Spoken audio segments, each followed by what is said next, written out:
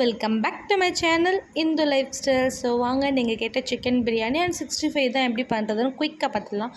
65க்கான மசாலா வந்து பார்த்திங்கன்னா கார்ன்ஃப்ளவர், ஒரு முட்டை, உப்பு, மஞ்சத்தூள், காஷ்மீர் சில்லி பவுட்ரு, 65 மசாலா, இஞ்சி பூண்டு பேஸ்ட், கர்ட், லெமன் போட்டு நல்லாமே மிக்ஸ் பண்ணிவிட்டு ஃப்ரிட்ஜில் வந்து கொஞ்சம் ஸ்டோர் பண்ணிவிடுங்க. ஸோ இந்த பக்கம் நம்ம தம் போட்டு பிரியாணி பண்ணுறதுனால ஒரு பெரிய பாத்திரத்தில் எண்ணெய் ஊற்றி பட்டை, கிராம்பு, சோம்பு அதெல்லாம் போட்டுட்டு 2 வெங்காயம், 2 தக்காளி, ஒரு 4 பச்சை மிளகாய் போல் நல்லா வதக்கிக்கோங்க.